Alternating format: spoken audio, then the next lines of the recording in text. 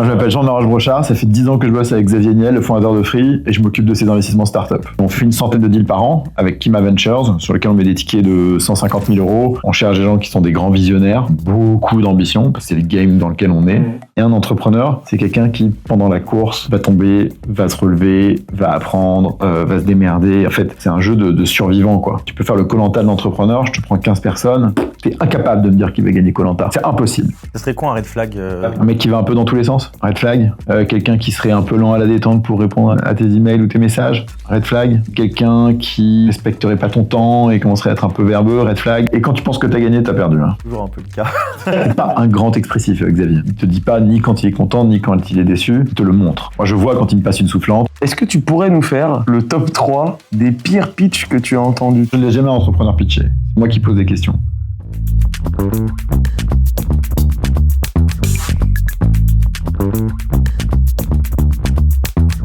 Bienvenue à tous dans un nouvel épisode de Multi, et aujourd'hui ça porte particulièrement bien son nom puisque je suis accompagné de mon pote Eric Nidam qui est passionné d'entrepreneuriat. Hello la team Multi. Et on a la chance de recevoir Jean de la Roche-Brochard. Salut les gars. Pour son probablement 1000e ou 2000e podcast. Il y en a quelques-uns. Bon. Non, parce Je plaide coupable. On s'est dit, est-ce que le mec, il est fan incontesté de podcast? Est-ce qu'il adore raconter sa vie ou Pour moi, c'est un exercice de prise de recul. Parce que je me parle pas tout seul à moi-même. Donc quand on me pose des questions, ça me permet de réfléchir. On fait de la psychanalyse, quoi. Exactement. Et t'as pas l'impression au fur et à mesure des podcasts que c'est redondant, genre De temps en temps, ça se répète un peu. Et puis de temps en temps, on change de C'est sujet. ça le challenge. Tu vois, là, on a essayé de te piéger. Ah, j'adore. En fait, c'est quoi? Je sais même pas pourquoi je suis là. Je sais même pas de quoi on va parler. Ce matin, je lui envoie un message, je lui dis, vas-y, on va faire différemment. L'épisode, on le tourne tous les deux avec Jean. Comme ça, au moins, ça va surprendre un peu. On sera 3 et ça changera un peu les habitudes. Moi, je suis chaud, je suis sur le grill. Hein. Donc, on verra. Hein. À frire. Allez, c'est parti. On est parti. Jean, est-ce que tu peux présenter un petit peu ce que tu fais dans la vie? Alors, pour la millième fois. Parce qu'après, on va rentrer dans le C'est détail. super simple. Hein. Moi, je m'appelle Jean-Laurent Brochard. Ça fait 10 ans que je bosse avec Xavier Niel, le fondateur de Free, et je m'occupe de ses investissements startup. Allez, bonne fin de journée. Merci à tous d'avoir suivi. Merci d'être venu. Non, mais si je devais découper, notre métier, c'est de faire de l'amorçage, donc des entrepreneurs qui commencent. Et on fait une centaine de deals par an avec Kima Ventures, sur lesquels on met des tickets de 150 000 €. Et on fait à la marge 3-4 deals un peu plus gros, qui sont des fondateurs souvent repeat, qu'on avait déjà vus, et chez qui on va mettre des chèques un tout petit peu plus importants pour les suivre d'un peu plus près. Super. Alors, si on repart du début, Jean, de ta jeunesse, pour savoir un petit peu de quel milieu tu viens, qu'est-ce que t'étais quel genre d'étudiant, quel genre d'élève, quel genre d'enfant? Je prends à l'envers. Hein. Moi, j'ai terminé mes études à 25 ans très tard, parce que j'ai redoublé ma 3e année de fac et j'ai redoublé ma seconde.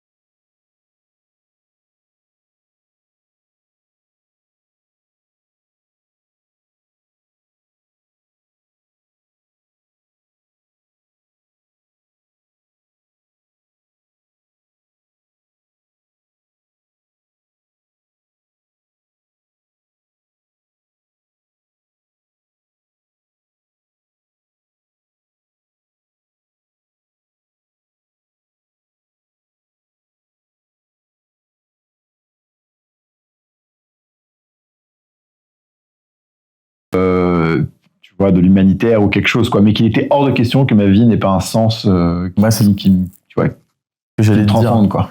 T'as besoin d'avoir un sens pour dans tout ce que tu fais. Il y a besoin d'avoir des objectifs, un sens. Il faut que tu kiffes ce que tu fais, sinon ça. J'ai plus quelqu'un qui me demandait pourquoi tu vis. Moi, je vis pour être heureux. Le bonheur, c'est quoi? C'est le partage. Et le partage dans mon métier, qui est de financer les entrepreneurs, il est omniprésent, quoi. Donc c'est dingue.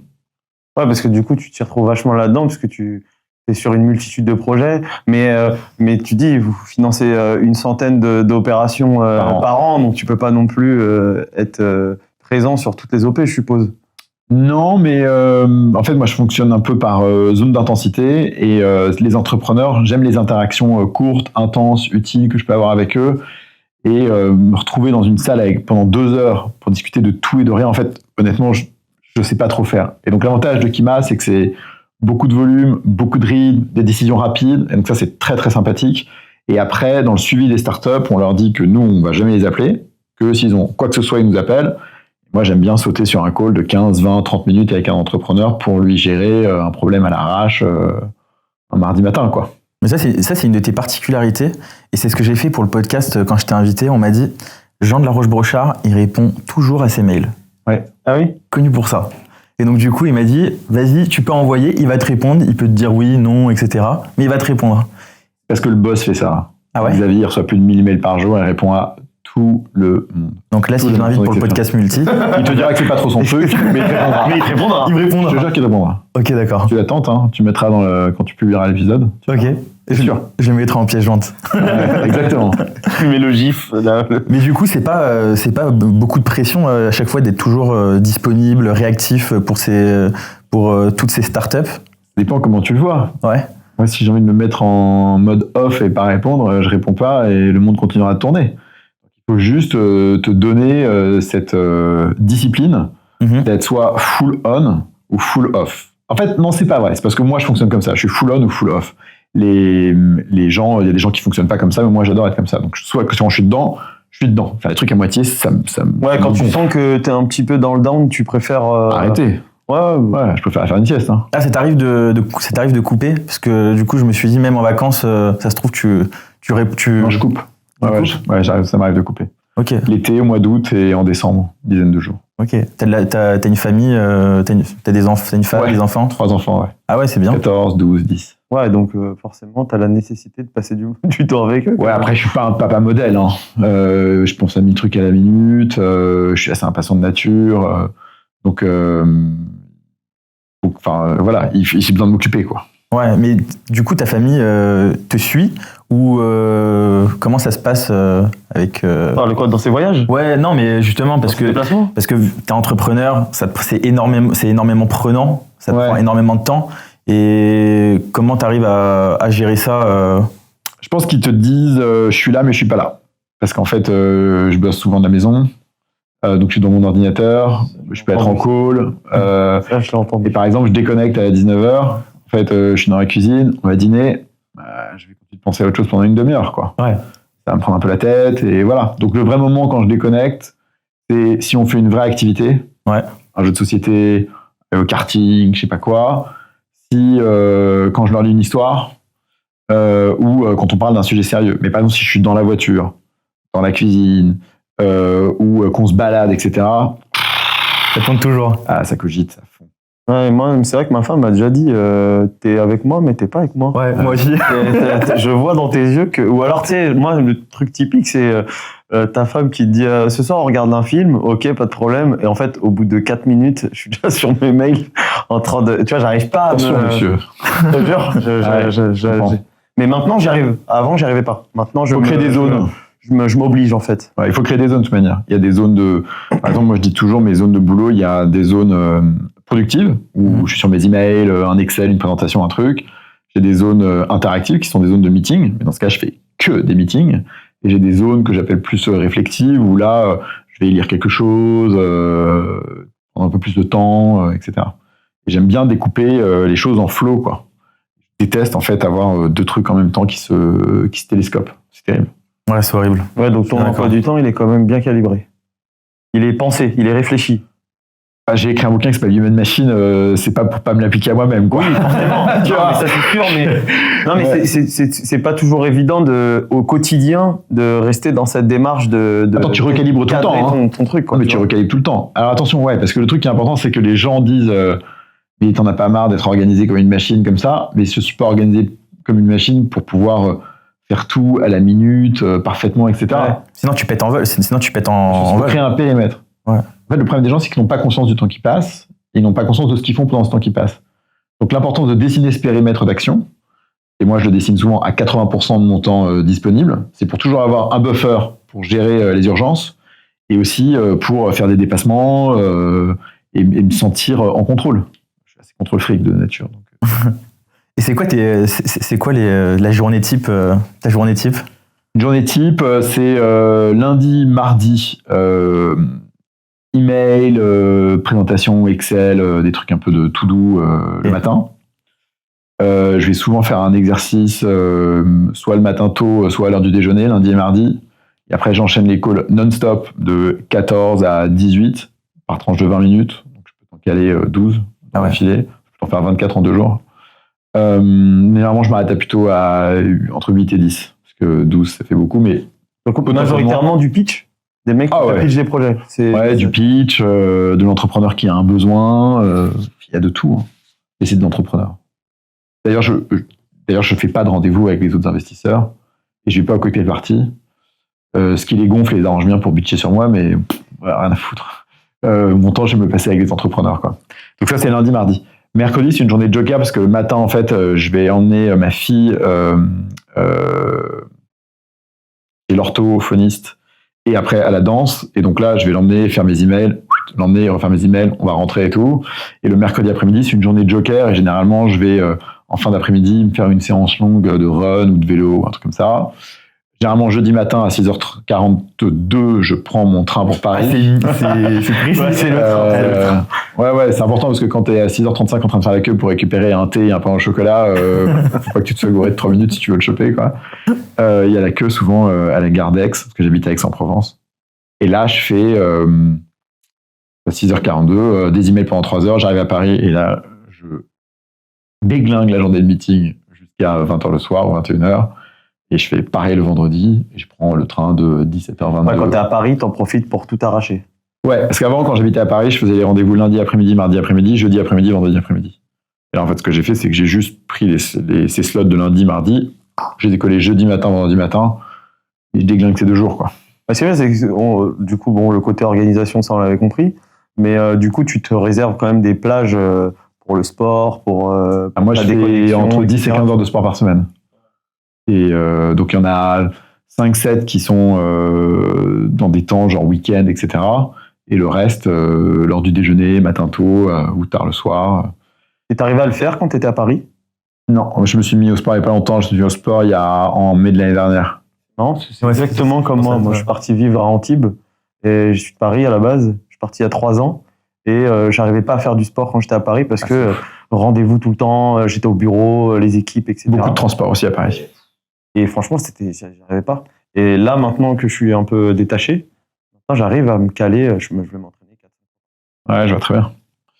Et puis moi, depuis que je m'entraîne, j'ai plus de migraine. J'étais un gros migraineux. Je pouvais passer 2 à 3 jours en blackout par mois. Hein. Ah ouais. Ouais. C'est ça. C'était un peu chaud. Et j'ai plus de migraine du tout. J'ai retrouvé la forme.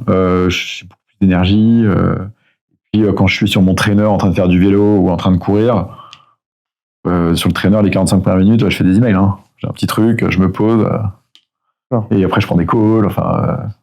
Donc là, t'es heureux. Genre, depuis que t'es à Aix.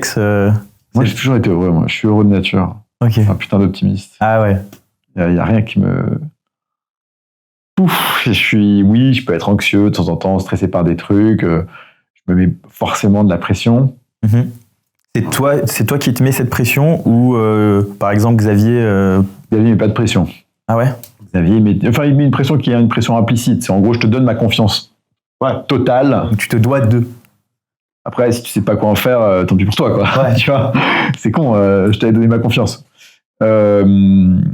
Donc moi, Xavier met pas de pression particulière. Xavier, il aime les gens sympas, efficaces et honnêtes et qui délivrent du résultat. Je pense qu'il a conscience qu'on a des hauts et des bas dans la vie, et donc il y a des moments où ça se passe plus ou moins bien. Moi, je sais que les millésimes 2017-2022 en termes d'investissement ne sont pas des bons millésimes. Et je sais que là, cette rentrée-là n'est pas pareille que la rentrée précédente et que j'ai une gouache de malade et qu'on va tout cartonner, quoi. C'est fou de parler. Là, tu as dit un mot, millésime. Donc, oui. Genre, tu vois, il est passionné de vin parce que moi j'adore le vin. et genre, t'as appliqué le millésime à des startups, c'est énorme. C'est la première fois que j'entends ça. Ouais, je sais pas, écoute, tu sais. Bien dit. T'as une cuvée de référence parmi tes. T'as des cuvées, en fait, t'as des cuvées sulfureuses. Ce sont des cuvées où t'as des boîtes qui ont levé beaucoup d'argent et qui sont très valorisées. Mais tu ne sais pas si ces boîtes-là, dans le temps, vont perdurer. Donc, sur le papier, c'est énorme. Mais bon, à voir ce que ça va donner. Et t'as des cuvées qui sont des cuvées, je pense, un peu plus bourgeoises, tu vois. Un petit peu plus un petit peu plus bon père de famille, où ça paye pas de mine, et putain, en fait, ça délivre du résultat, quoi. Donc j'ai des boîtes, genre un mec qui s'appelait Nom Nom Nao, qui fait de la bouffe fraîche pour chiens, qui te livre chaque semaine, qui faisait ça aux US. Un mec, j'ai fait le deal en 5 minutes, en call, entre 2 rendez-vous. On a mis 150 000, il nous a rendu 3 millions quelques années après. Numworks, une boîte qui faisait des calculatrices. Pas entendu parler du garçon pendant X années, et puis un moment, il t'appelle, il te dit j'ai vendu, et voilà le chèque, quoi. Et il y en a plein comme ça, et c'est assez marrant. Ça, c'est des cuvées qui sont des cuvées qui payent pas de mine comme ça. En fait, les mecs, ils dépotent. Et quand tu dis cuvée, c'est genre dans le même moment, c'est genre une même période ou... Ouais, même période. Même période. Ok. C'est quoi? C'est par rapport à une tendance? Tendance de marché, des investisseurs, de... Je saurais pas te dire, mais en fait, ce qui est difficile quand t'es investisseur, c'est qu'il faut bien acheter, bien vendre. Bien acheter, ça veut dire pas cher, et bien vendre, ça veut dire vendre cher. En vérité, aujourd'hui, comme il y a eu de plus en plus de compétition, parce qu'il y a de plus en plus de capital, les valorisations sont beaucoup montées. Et donc aujourd'hui, on achète cher. On achète cher depuis 4-5 ans. Donc le pas à passer pour pouvoir faire de la perf est plus élevé. Ça va demander, je pense, pour les années à venir, pour les investisseurs qui veulent vraiment perdurer, c'est beaucoup plus d'exigence, de patience, de discipline, c'est plus le même métier. On était dans un métier qui était facile. On est dans un métier qui probablement gagne en exigence, et tant mieux.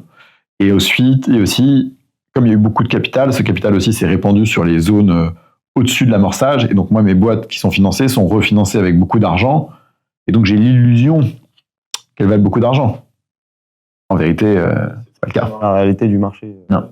Et donc, du jour où tu dois vendre, quoi. Exactement. Ouais. Mais du coup, c'est quoi tes critères pour investir faire un deal pour un deal? En fait, tu regardes que 2 choses. Tu regardes le marché, l'équipe. Et en fait, sur marché, équipe, marché, c'est est-ce qu'il a du potentiel? Est-ce que tu le connais un peu?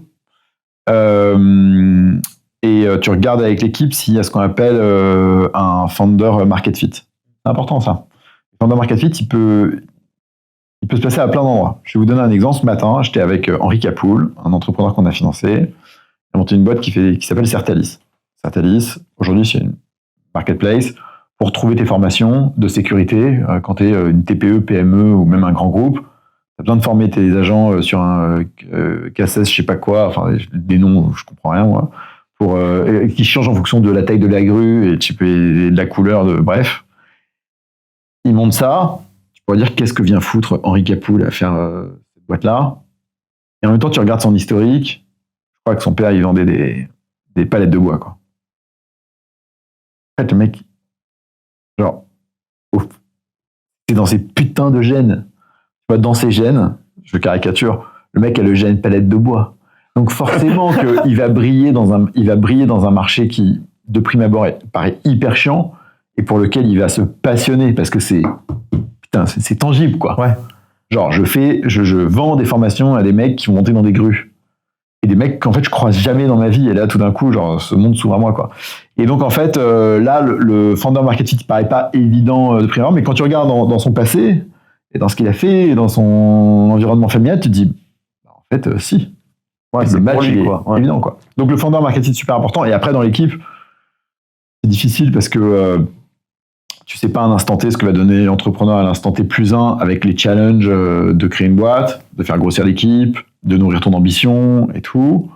On a tous des résistances, des lacunes qu'il va falloir compenser. Compenser, ça veut dire bien embaucher, bien s'entourer, bien gérer. Enfin, en fait, il y a un degré de complexité quand même assez important. Donc, ce qu'on cherche, c'est plutôt des traits viscéraux. Ces traits-là, c'est le rythme.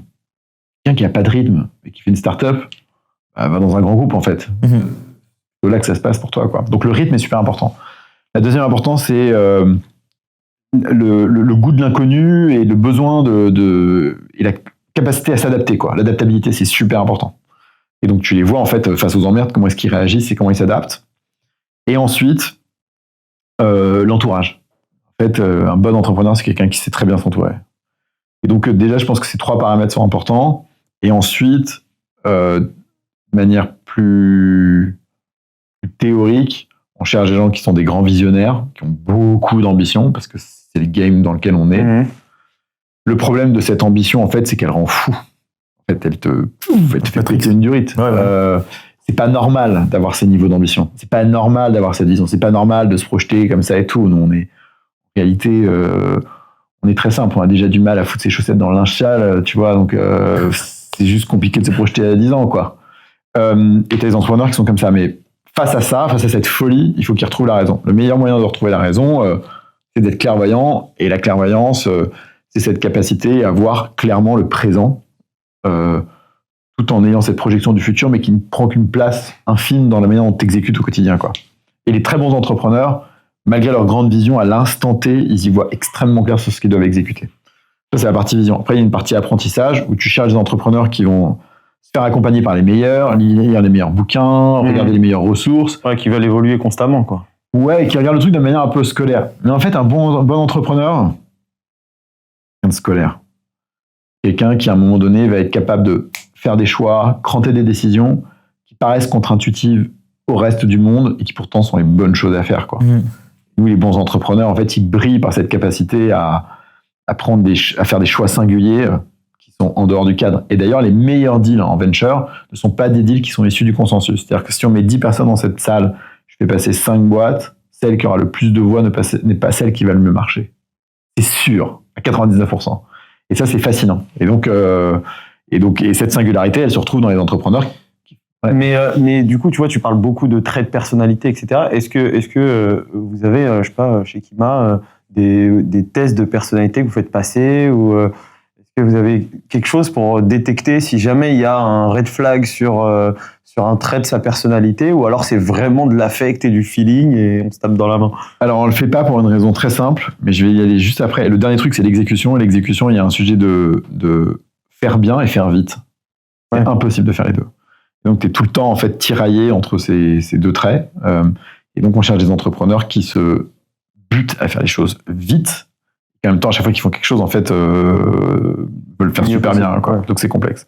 Bref, donc ça, c'est un peu les différents critères. Et ensuite, sur la personnalité, la raison pour laquelle on ne peut pas passer de test de personnalité, c'est parce qu'une boîte en early stage, tu n'as aucune raison de la faire. Tu as surtout toutes les raisons de ne pas la faire. Et un entrepreneur, c'est pas quelqu'un avec un pédigré, c'est quelqu'un qui, pendant la course, va tomber, va se relever, va apprendre, va se démerder. En fait, c'est un jeu de survivants, quoi. Et dans le jeu de survivants, dans un jeu de survivants, bah oui, tu peux faire le Koh-Lanta de l'entrepreneur. Je te prends 15 personnes, t'es incapable de me dire qui va gagner Koh-Lanta. C'est impossible. Oui, t'as ton tier 1, puis t'as ton tier 2, t'as ton tier 3, t'as 3 tiers, et tu vois un peu qui sont dans le tier 1 rapidement, parce que tu vois leur caractère, comment ils font et tout. Mais en vrai, tu sais pas. Donc moi, je finance des entrepreneurs dont j'ai l'impression qu'ils ont du rythme, qu'ils ont de l'adaptabilité et qu'ils savent s'entourer, et qui ont une envie, une ambition hyper forte, quoi. C'est toi le radar. Enfin, c'est lui le test. C'est toi le test. Ouais. Et tu fais c'est toi qui fais tous tes rendez-vous. T'as pas un VC analyste avec toi? Non, dans l'équipe chez Kima, on est 3. Ouais. Alexis, Chloé et moi. Et en fait, on regarde les sujets indépendamment les uns des autres. Quand on a des doutes, on s'en parle. On fait souvent des second calls. Et ça nous permet de cross-check quelques... Désolé pour les anglicismes, hein, vous y comprenez pas. T'inquiète, moi les anglicismes, je suis habitué. Au bureau, on l'insulte. On m'insulte, moi. Okay, donc, pour tous ceux qui veulent mettre des commentaires de merde, gardez-les pour vous, ça sert à rien. Ça ne vous empêchera pas d'en faire.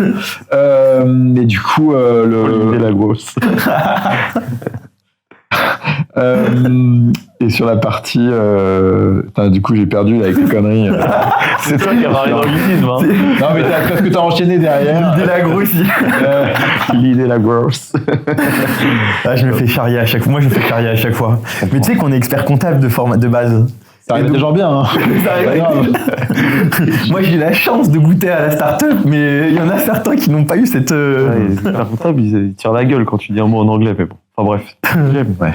C'est la parenthèse. Du coup, ouais, je sais même plus de quoi. Non, on disait que j'étais le radar. Ah non, mais non. Oui, c'est ça. Du coup, on fait chacun nos calls, on se cross-check, et puis après, on décide. Mais en fait, chacun peut décider de faire un deal, parce que comme tu ne sais pas devenir le meilleur, il faut que tu te testes sur le terrain. C'est là où tout à l'heure tu parlais de pression par rapport à Xavier Niel. Putain, c'est vrai qu'au final, il n'y a pas, tu vois, t'as pas un process hyper compliqué. fait, ça repose sur... Donc là, vous êtes 3. Ouais. En gros, quand tu valides le truc, c'est toi qui valides le truc. Et puis, go, quoi. Nous, on est des proxys de Xavier. Notre job, c'est de prendre des décisions que Xavier aurait pris lui-même. Et Xavier, un mec qui embauche les gens vite, qui fait confiance, et donc en fait, qui est très à son image. On prend des décisions très vite. Et on va se planter une fois sur 2. That's life. C'est pas grave. Et c'est cool, tu as parlé de discipline à un moment quand tu disais... Oui. Tu parlais des investissements, justement.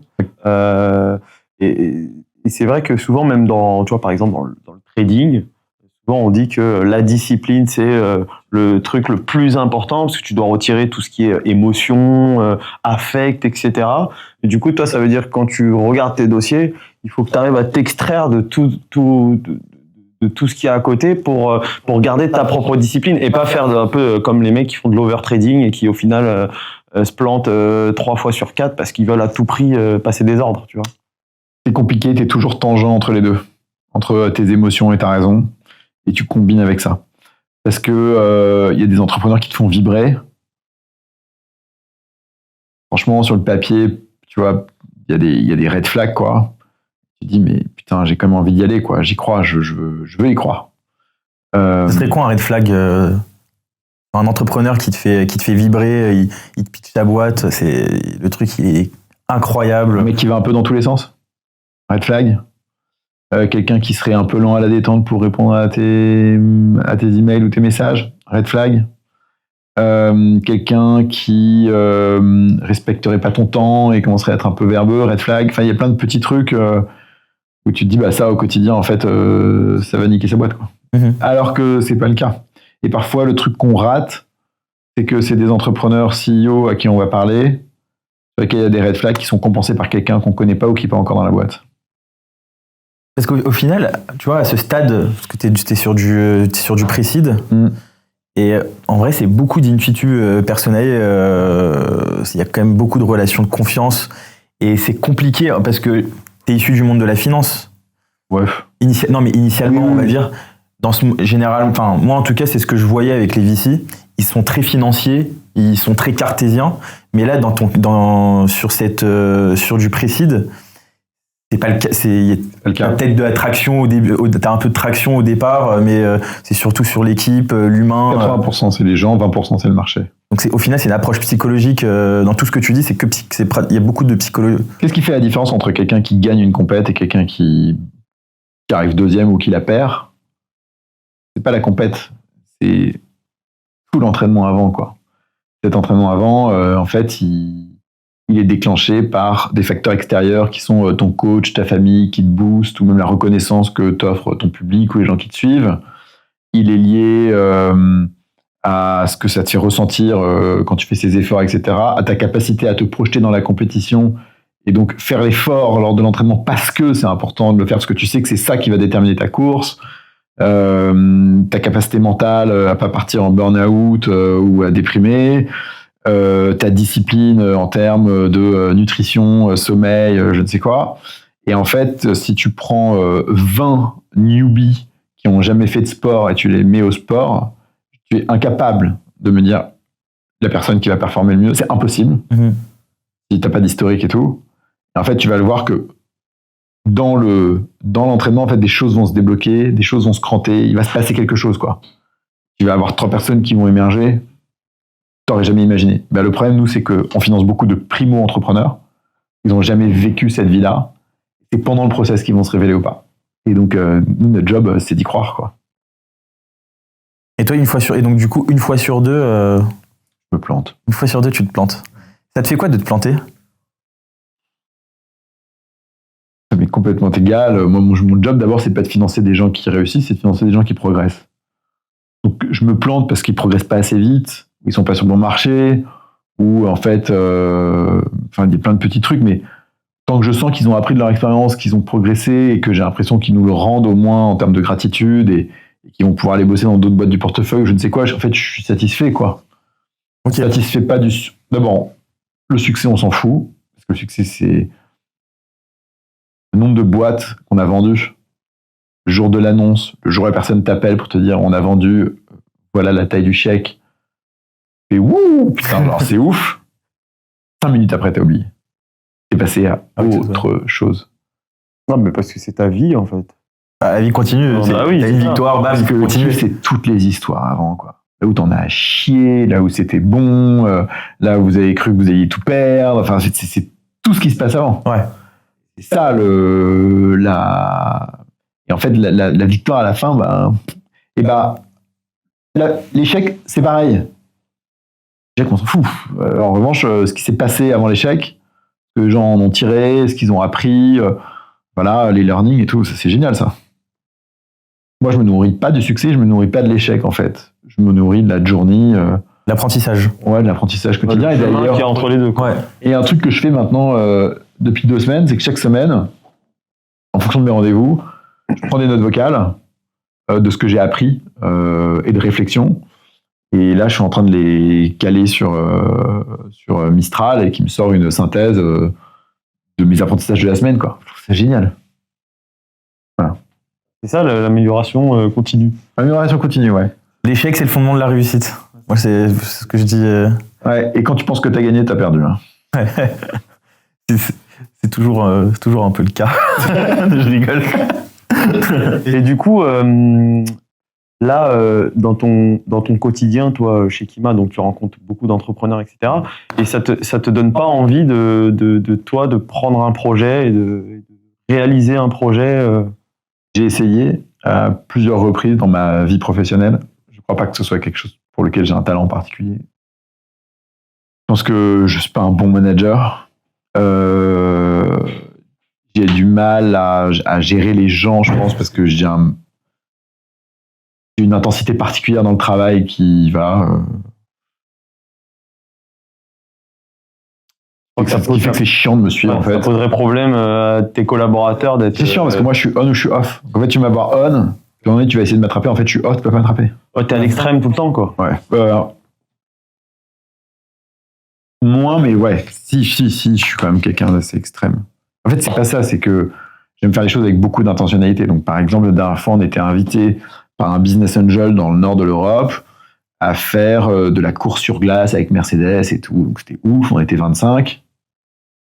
À la fin, il y avait une compète, il y avait des règles sur un des parcours.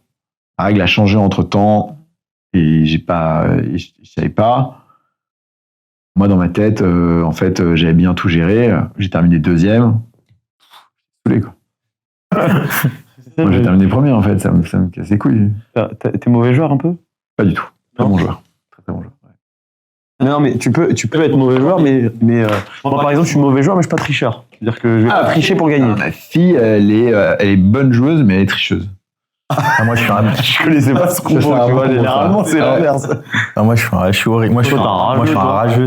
Laisse tomber. J'ai beaucoup joué au tennis. Je faisais beaucoup de compètes jusqu'à mes 15-16 ans. C'est marrant. Mais après, j'avais un père aussi sur le terrain. Il était sur le bord du terrain. Il me suivait sur tous les tournois. C'était très compliqué. Ouais. Mais j'étais un gros rageux. Mais après, moi, c'était un truc pour me motiver. Genre, plus je rageais, plus ça me donnait la niaque. Et les gens peuvent se dire, le mec, il pète une durite. Mais en fait, moi, ça m'aide à. Quand Chacun ses triggers. Ouais, casse des raquettes après au bout d'un moment. Non, j'étais pas Air France sur la raquette. Ça va. Mais donc, j'ai ce truc, ouais, je suis un peu intense. Donc, et puis après, je pense que j'ai trouvé mon ikigai, c'est rencontrer ces entrepreneurs en permanence et me nourrir de ce qu'ils construisent. Je pense que je suis bon dans mon métier en plus. Je sais pas pourquoi je ferais autre chose, quoi.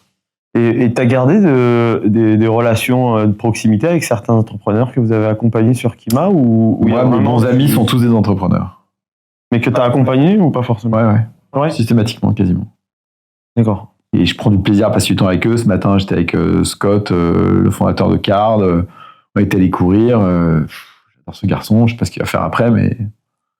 tu crées vraiment du lien quand même avec les entrepreneurs que tu accompagnes. C'est pas juste on pose un ticket et puis...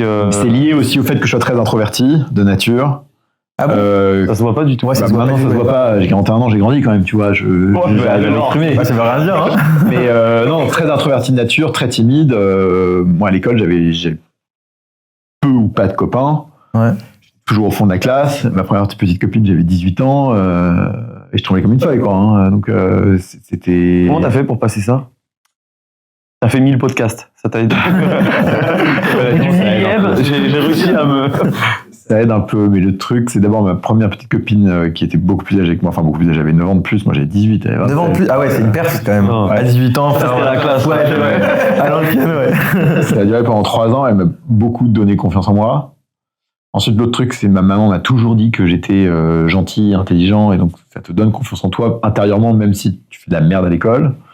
Et à la fin, quand on te met sur des tâches et que tu te rends compte que tu les délivres mieux ou plus vite que d'autres, que tu crantes bien, en fait, ça te donne vachement confiance. Et donc, au fur et à mesure, C'est aussi le travail qui t'a permis de gagner de la confiance. Énormément de travail. Ouais. Énormément. Et du coup, tu l'as ressenti sur ta vie perso aussi, je suppose. Ouais, et puis il y a des choses qui t'effraient quand t'as 20 ans et qui t'effraient plus quand t'as 30 ans. Parler à un inconnu, décrocher ton téléphone. Moi, il y a 10 ans, tu me disais appelle un restaurant. Mon obsession, c'était comment je fais pour pas appeler le restaurant, tu vois. C'est fou, ça, parce que moi, j'ai jamais été touché par ce genre de choses. Du coup, j'ai du mal à comprendre dans quelle situation tu peux te retrouver. Enfin, quel sentiment tu peux éprouver. Le sentiment, c'est le sentiment de déranger. Ouf. C'est un sentiment de déranger. En fait, tu ne veux pas être dérangé, tu ne veux pas être ennuyant, tu veux pas t'insérer dans l'espace de quelqu'un à un moment donné où il ne le souhaite pas. Et donc, en fait, à chaque fois, avant de faire quoi que ce soit, ta première pensée, c'est cette personne en a envie. Est-ce que tu as quelque chose à lui apporter? Donc, tu doutes en permanence. Ouais, c'est exactement ça. Et du coup, comment t'en es arrivé? Parce que en étant introverti, comment t'en es arrivé à rencontrer une personnalité comme Xavier Niel et à réussir à développer, à bosser avec, ouais. Xavier, c'est pas un grand extraverti non plus. Hein. Oui, bon, ça, on le voit pas. Ouais, On le connaît pas. On le voit pas beaucoup. Il est aussi assez introverti de nature. Alors bon, maintenant, quand tu es Xavier Niel, c'est sûr que c'est moins introverti qu'avant, mais il est quand même assez introverti de nature. Et en fait, ce qui s'est passé avec Xavier, c'est juste que j'avais cette boîte Capitaine Train que personne ne voulait financer, et je lui ai fait un email à froid pour lui pitcher le truc, et on a tout fait par email. Moi, ça m'a arrangé parce que l'email, ça te permet de jauger le message, d'y répondre, sans mettre la pression à l'autre. En fait, tu prépares ta réponse, t'as le temps de réfléchir à ce que tu vas dire. Ouais, puis t'as pas l'impression de t'immiscer dans la vie de la personne à un instant T, de la déranger. Parce qu'en fait, c'est elle qui choisit quand elle lira le message, quand elle y répondra et tout. Et pour moi, c'est génial. Et Xavier s'est parlé par email pendant 6 mois avant de se rencontrer. J'ai vu 2 heures. En mars 2015. J'ai commencé à bosser avec lui en septembre 2015. Je lui ai parlé pour la 2e fois en mars 2016. Ah oui. En fait, moi, tout ce mode de communication, email et tout, me va très, très, très bien. Parce que j'ai pas l'impression de déranger. Et c'est devenu ton pote Non, Xavier et moi, on n'est pas potes. Vous n'êtes pas potes? On n'est pas potes pour plein de raisons. D'abord parce qu'on ne vit pas dans les mêmes sphères. Voilà, et ce sera jamais le cas. Ensuite, parce que je pense qu'il a plein de potes, tu vois, il n'a pas besoin d'avoir de faire de ses collaborateurs des potes, quoi. Voilà, et en revanche, tu vois, ces 2 aînés qui ont des âges qui sont pas plus proches des miens, mais qui, tu vois, qui sont plus âgés, qui sont au-dessus de la vingtaine. Je m'entends très bien avec eux et j'ai des relations qui sont un peu plus amicales, quoi. Légères, quoi. Ouais, mais je me suis jamais dit Xavier. Ouais, non, parce que c'est vrai que quand on travaille depuis tant d'années avec une personne, généralement, ça peut amener à créer oui, tu crées de l'affect. C'est pas un grand expressif, Xavier. Ouais. Ok. Il te dit pas ni quand il est content, ni quand il est déçu. Il te le montre. Tu vois. Comment il le montre? Dans les échanges, tu le vois. Ouais. Moi, je vois quand il me passe une soufflante et que derrière, il me passe la pommade, tu vois. Ok. Genre, il connecte. Et de temps en temps, je me dis, il me passe la pommade un peu vite quand même. Tu vois. Il aurait mieux fait qu'il me laisse bien passer la soufflante. Tu vois, on a eu des sujets cette année et tout. Il m'a passé une grosse soufflante. En même temps, Xavier n'aime pas se fâcher avec les gens. Et le lendemain, il était tout sympa sur un autre truc. me suis dit dans ma tête, il aurait pu tant histoire que genre que je me prenne une vraie bonne grosse claque, quoi. C'est sur des sujets d'invest qu'il peut y avoir des problématiques? Non, pas particulièrement sur des sujets. En fait, c'est forcément des choses sur lesquelles j'ai pas été à la hauteur, tu vois. Que te planter, c'est pas grave. Mais pas avoir été à la hauteur de quelque chose qu'on attendait de toi et tout, c'est problématique. Et ça, c'est toi qui te le dis, en vrai. Je le sais, ouais. Tu sais, au fond de toi. T'es assez autocritique sur... Énorme. Ouais, c'est ça. Ouais. Mais du coup, non, je flagelle un peu. C'est important, mais parfois quand c'est à l'excès, ça peut être aussi dangereux parce que du coup, t'as jamais de sentiment de satisfaction. Tu peux ne pas être fier de toi pour ce que tu fais parce que t'es toujours en train de voir le mauvais et de pas voir le bon. Tu vois, donc il y a aussi ce. Mais c'est pas à l'excès. Bon, parce que j'ai une grande confiance en moi. Je rougis pas de dire que j'aime le métier que je fais et que je pense que je le fais bien et que je défie n'importe qui de venir le faire à ma place, quoi. Et dans le même temps, la raison pour laquelle je me dis ça, c'est aussi parce que chaque semaine, où est-ce que j'ai foiré, qu'est-ce qu'il faut que je fasse. Et en fait, cette pression, il faut comme tu dis, il faut qu'elle soit bien dosée. Continue de mettre de la bonne intensité, que tu te remettes en question et que tu avances sans qu'elle te brime. Je crois que j'ai trouvé un bon équilibre, mais de manière assez naturelle. Est-ce que des fois tu te dis, tu ressens quand même de la fierté de bosser avec un mec comme Xavier Niel? Est-ce que tous les jours ou que les choses soient claires, j'ai le meilleur job du monde. Avec le meilleur boss du monde, quoi. T'as 1 milliardaire sur Terre avec qui t'as envie de travailler, c'est Xavier Niel. Il n'y en a pas d'autre, c'est impossible. Ce mec-là, toujours en vie. Il aime le risque, il est approchable, il a les moyens, et en fait, il est curieux, tu l'ennuies pas pour du plus petit truc. Quand on a financé une boîte qui s'appelle Ephéméra, avec une jeune entrepreneur qui s'appelle Jade et son associé Anaïg, jusqu'à Monsieur Rentre-Bord de TikTok, tu vois. Et en fait, il a cette capacité à passer du truc le plus simple, le plus sophistiqué, avec une aisance que tu disais tout à l'heure. C'est génial, et moi j'ai un métier formidable. Je passe mon temps à rencontrer des entrepreneurs passionnants, donc c'est cool. C'est pas moi qui bosse, donc c'est facile. Et en plus, c'est confortable parce que même si la moitié d'entre eux va pas réussir, on va quand même très bien gagner notre vie à la fin.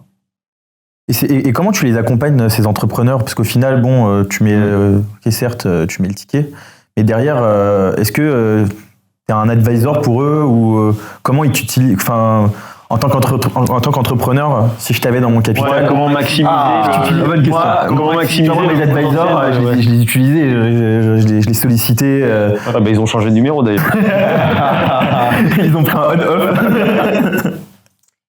Là, tu rentres vraiment dans les fantasmes ou réalité.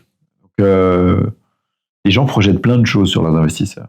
Leur investisseur, c'est un magicien. En fait, ils ont vu l'argent, ils ont vu la partie matérielle leur a donné une vision idyllique du reste. Souvent. Et puis les investisseurs, ils se battent pour faire les deals. Donc, ils font plein de promesses. Je vais te présenter un tel, et ils te présentent à plein de gens et tout.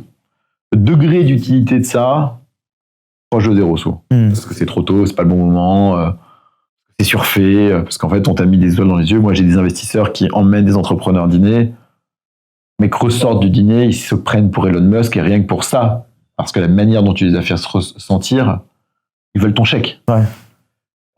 C'est terrible, parce que en fait, c'est de la manipulation. Ouais, tu te fais attraper, là. Clairement, t'as un fiche. C'est de la manipulation. Est-ce que c'est une manipulation pour honnêtes gens ou malhonnêtes? Je sais pas, tu vois. C'est de la manipulation. Ouais. Si je te fais sentir spécial, que je te raconte 2-3 jolies histoires et que je te fais une intro, c'est sûr que j'éclate n'importe quel autre investisseur à côté. Donc c'est difficile parce que quel jeu t'as envie de jouer? Nous, on joue plutôt à un jeu qui est un jeu de franchise et de transparence. On leur dit fais 100 boîtes par an. On n'est pas proactif, donc je vais jamais t'appeler pour savoir comment ça va. À moins une fois de temps en temps, quand je vais recevoir ton update, je vais y penser, mais en fait, je vais même pas penser à toi. Par contre, quand tu m'appelles, mon job, c'est d'être disponible dans la minute ou dans les 24-48 heures pour répondre à tes besoins. Et les besoins, c'est toujours la même chose. C'est un truc à débloquer. Ce à débloquer, c'est un fight entre associés, une couille sur le go-to-market, une réflexion sur à la recherche du product market fit, ou même une intro, un truc comme ça. C'est besoin de prise de recul. Faisons le point, pose-moi les questions qui m'aident à y voir clair. Oui. Et la dernière chose, c'est expertise. En fait, l'expertise d'un investisseur, elle est double. C'est les patterns de tout ce qu'il voit passer dans ses boîtes. Nous, le fait de faire 100 boîtes par an, les gens me disent « Ah, mais t'es le McDo du venture ». Et moi, mon Big Mac, il est toujours chaud, je t'emmerde. Et les 100 boîtes que je vois par an... Il y a un salade dedans. Exactement. Sur le côté comme ça. Ouais. Voilà. Et les 100 boîtes que je fais par an, c'est 100 boîtes qui m'offrent un pattern de passe dans les secteurs et tout, qui est genre, c'est un dataset unique. Donc nous, on utilise ces patterns pour pouvoir rapidement répondre à des questions que les entrepreneurs se posent sur qu'est-ce qui se fait ou qu'est-ce qui se fait pas, ou qu'est-ce qui semble être bien ou pas bien, quoi. Et la dernière expertise, après qu'on développe en fonction de son historique, moi, la mienne, c'est la levée de fonds. Très bon en levée de fonds. Un autre investisseur va être très bon en sales, très bon en marketing, très bon en produit, très bon, je sais pas quoi, en fonction de son, ou en management, en fonction de son background, quoi. Donc, on est une chambre d'écho pour les entrepreneurs. On n'est vraiment rien d'autre. Les entrepreneurs, ils viennent, ils déversent leurs trucs, et ton job, c'est avec les patterns, ton expertise, ou le fait que tu discutes avec beaucoup d'entrepreneurs fait que tu poses de plus en plus des bonnes questions, te permet de leur renvoyer l'appareil, et eux de ressortir du rendez-vous en disant c'est utile, quoi. C'est quoi la durée en moyenne de opération? Vous restez combien de temps généralement? Aussi longtemps que possible. 12 ans. T'as des stats 10-12 ans. 12 ans, c'est la moyenne? Non, mais c'est... Il te faut product market fit quelque part entre 1 et 3 ans, en fonction de la difficulté. Ensuite, tu as traction commerciale. Là, tu atteins une certaine masse critique. Et cette masse critique, une boîte qui va valoir 1 milliard en 5 ans, en vérité, il va lui falloir... Les 5 années d'après, elle va quadrupler en taille si elle fait bien le taf. Faut pas sortir au bout de 5 ans. Faut sortir le plus tard possible. Peut-être que tu regretteras de pas être sorti parce que la boîte va se planter. Mais en vrai, celles qui ont déjà cranté ces milestones, elles sont plutôt bien parties pour valoir beaucoup d'argent après, quoi. Donc notre game, c'est de rester le plus longtemps possible. On a des belles boîtes qui se sont vendues au bout d'1 an et demi, 3 ans, 5 ans pour quelques centaines de millions d'euros, ou qui ont été valorisées quelques milliards et sur lesquels on a pu faire un peu de sortie, un peu de cash. C'est pas ça la vraie vie. Une vraie boîte, c'est 12 ans de base. Et c'est quoi selon toi vu que tu vois, tu as un échantillon d'une centaine d'entrepreneurs par an, c'est quoi les erreurs qui reviennent le plus souvent que font les entrepreneurs? Il doit bien avoir des erreurs communes qu'ils font et que tu retrouves tout le temps et tu te dis putain, à un moment donné... Mon Dieu, ouais. Bah oui, c'est toujours les mêmes. La première, c'est t'as levé du cash et enfin, non, il y a tellement. Oh là là. Mon Dieu. Écoute, allez, on part sur un top 20. Le premier challenge d'entrepreneur, c'est de trouver le product market fit. Ouais. Trouver le product market fit, ça veut dire qu'il faut que tu ailles très, très, très, très vite pour tester ton marché. Je pense que les mecs se traînent. Première heure d'entrepreneur, ils se traînent. Ouais, ils attendent le produit parfait. Alors non, j'ai du cash, j'embauche, je massage. PMF. Genre, qu'est-ce que tu fais pour aller chercher product market fit? Genre, obsession numéro 1. Ouais. Obsession numéro 2, c'est mauvais entourage et entourage mal leveragé. En fait, l'entrepreneur, il a pris son cash, il a pitché et tout, il se renferme. Okay. Bon entrepreneur, c'est quelqu'un qui est tout le temps très ouvert sur l'extérieur, contacte ses advisors, ses investisseurs. Là, on parlait d'Henri tout à l'heure. Henri, je le quitte tout à l'heure et il me dit un truc genre viens me voir plus souvent. Et voyons-nous plus souvent, tu vois. Ça, c'est la marque des bons entrepreneurs. Qui vont chercher parce que et en fait les mauvais entrepreneurs ne le font pas parce qu'ils veulent pas être mis face à leurs contradictions. Ça fait chier. C'est sûr que si tu viens me voir et que tu me mets dans la gueule tout ce que j'ai mal fait, ça me saoule, quoi. Là, quand t'es entrepreneur, en fait, c'est ton putain de contraire. Ouais, bah ouais. Tu fais face au problème et à ton incompétence toute la journée, quoi. C'est problème, incompétence, problème, incompétence. Où est-ce que j'ai des problèmes et qu'il faut que je règle? Où est-ce que j'ai été incompétent? Et ton job, c'est gérer ça tout le temps. En t'entourant bien, en étant bien entouré, en gérant les merdes et tout. Donc, premier PMF, 2, entourage. Et en fait, ce gros mindset. La grosse mindset qui est important pour avancer, progresser. Voilà. Et après, je devais donner une troisième erreur, parce que moi j'aime bien les règles de 3, c'est quel est l'argent que tu brûles versus quel est l'argent que tu investis. En fait, ils n'ont aucune notion de la manière dont ils dépensent l'argent. C'est un truc qu'on voit très souvent. Les mecs, ils lèvent, ils crachent leur argent, et au final, on est là pour les accompagner et pour leur dire attention, warning. Mais leur job. C'est ce que certains entrepreneurs nous disent. Ils me disent, moi, je suis payé. Enfin, en gros, moi, j'ai monté une boîte, j'ai levé des fonds. Mon objectif, c'est de cracher l'argent le plus rapidement possible et d'atteindre mes objectifs le plus rapidement possible. Mais ouais. 2 poids, 2 mesures. Non, mais c'est burn versus investissement. Chaque euro que tu dépenses a un rendement. Quel est ce putain de rendement, quoi. Mais justement, est-ce que vous les sensibilisez là-dessus? Parce que nous, justement, on est experts comptables, donc on a une verticale boîte innovante. Pas assez, je pense. Et en fait, nous, on se rend compte que quand même, on est vraiment obligé de faire une tonne de sensibilisation, puisqu'il y a une asymétrie d'information entre les invests et les entrepreneurs. Parce que tu as un problème de mesure. Parce que quand tu recherches le PMF, t'as pas de mesure. En fait, t'es juste en train de chercher à faire un truc que les clients veulent, quoi. Pendant cette période-là, comme t'as pas de mesure du ROI et tout, en fait, là, tu perds la notion du cash, et au moment où t'as cranté le PMF et tu continues, en fait, t'as pas créé cette habitude, et du coup, tu l'apprends jamais, quoi, ou trop tard. D'ailleurs, tu trouves pas, parce que t'as mis le doigt sur un truc que j'adore, c'est en fait, j'adore entre guillemets, hein, mais c'est l'asymétrie d'information entre les VC et les entrepreneurs. C'est-à-dire ? En gros, généralement, on se dit que le fonds d'investissement, lui, il donne des fonds, il demande des comptes, reporting mensuel ou des KPI assez cadrés, et la start-up parfois fait un peu de rétention d'informations parce qu'ils ont la pression. Même raison que le point 2 de tout à l'heure, l'entourage, parce qu'ils veulent pas se prendre une rafale. Parce que quand tu recherches product market fit, en vrai, c'est vraiment en face de tout ce qui est plus difficile pour un entrepreneur. C'est l'incertitude, ton impression d'être un imposteur, d'être incompétent, ouais, j'y arrive pas, qu'est-ce qui se passe, et c'est hyper dur. Et du coup, tu fais de la rétention d'information parce que tu veux pas qu'on te le remette une deuxième fois dans la gueule, alors que déjà en fin de journée, t'es décidé, quoi. Est-ce que t'as des... Alors, je sais ce que tu vas me répondre, en fait, mais je pose quand même la question.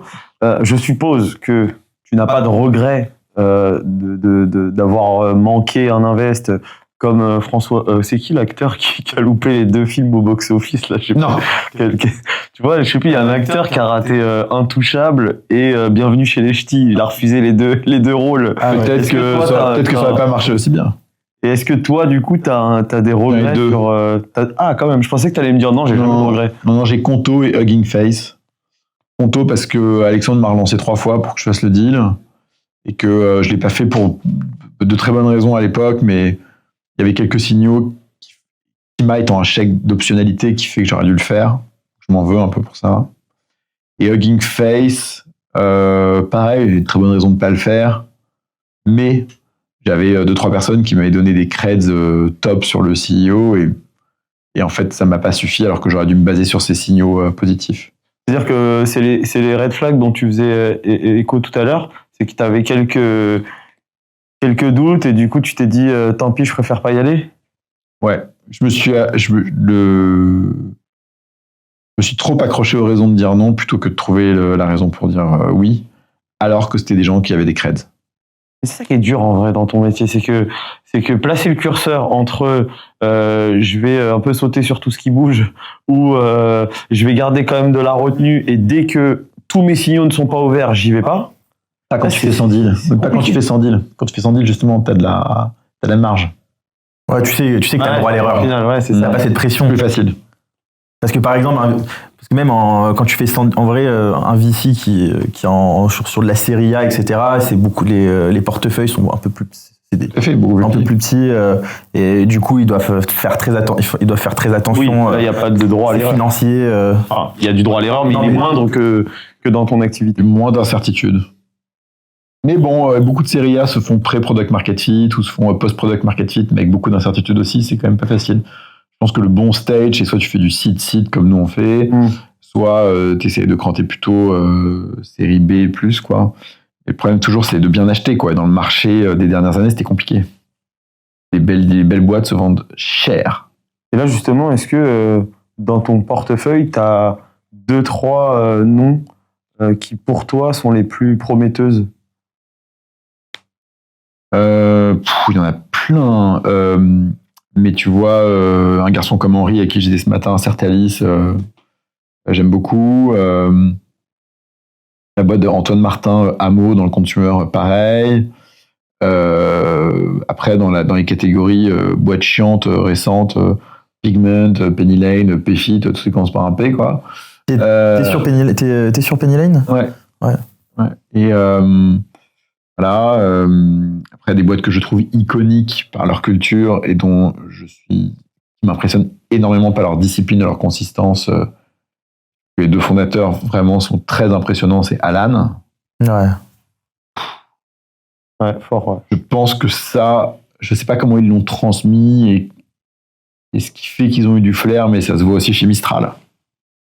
Super fort. Et c'est quoi ton retour sur Payfit? Mon retour sur Payfit? Ouais. C'est qu'à un moment donné, il faut arrêter de te buter sur un problème complexe et t'attacher à des choses simples. Donc, tu vois, Payfit, ce qui s'est passé en 2015, quand on a financé la boîte pour la première fois, ils se sont dit, on va régler le pain d'ingénierie des fiches de paie parce que c'est complexe, quoi. Et ils ont fait, en fait, ça. Et quelques années après, il y a eu toute la vague de SIRH. SIRH, c'est bête comme cochon. C'est pas comme la fiche de paie. La fiche de paie, c'est de la merde. MotorPay, c'est très compliqué à faire. Ah ouais. C'est un truc... Et donc, en fait, à un moment donné, au lieu de te buter à ce putain de moteur de paie, et en fait, donc, tu vois, genre, insister pour arriver à cranter le truc, à un moment donné, ils avaient pris un peu plus le virage SIRH, je pense qu'ils auraient été beaucoup plus gros, beaucoup plus rentables, beaucoup plus vite. Et ça leur aurait donné toute la latitude de dépenser les ressources qu'il faut pour continuer de faire grandir le moteur de paie. Et quand le moteur de paie est la seule chose que tu as, parce qu'en fait, c'est entre guillemets c'est ton cœur, et que c'est complexe, et que tu dois te buter à ça au quotidien parce que tu n'as pas pris le virage SIRH avant, c'est hyper dur, tu vois, c'est un peu Arriver à ce stade, c'est un chemin de croix. Arriver à ce stade, c'est limite un peu tard pour pivoter. Alors, c'est vrai, pour plein d'entrepreneurs, c'est pas vrai chez Payfit, parce que Firmin, le CEO, est une machine de guerre. Et donc, je pense qu'il a une capacité à rebondir, à s'entourer, qui est exceptionnelle. Il a monté sa boîte, sa première boîte, il avait 23 ans, il était jeune. Après, le parcours est incroyable, mais c'est juste que nous, on s'est souvent posé la question, parce qu'ils ont quand même mauvaise presse auprès des experts comptables, et du coup, on s'est toujours posé la question, pourquoi, en fait, ils n'ont pas été travaillés avec les experts comptables sur les sujets de paye, plutôt que d'être en front en permanence, tu vois. Vouloir remplacer l'expert comptable. Non, mais ils l'ont fait, parce qu'en fait, ils l'ont fait travailler avec des experts comptables pour ça, mais parce que, je sais pas, peut-être qu'ils auraient pu la jouer un peu plus comme Penny Lane. Ah ouais, c'est ça. Penny Lane, Arthur est venu ici, et donc, lui, il a dit, je voulais pas le faire, je voulais pas faire le Payfit de la compta. Oui, mais Penny Lane, il n'est pas allé à l'encontre du PNL du comptable. Le problème de Payfit, c'est qu'il te pique ton PNL, tu vois. Alors, ils ont pivoté.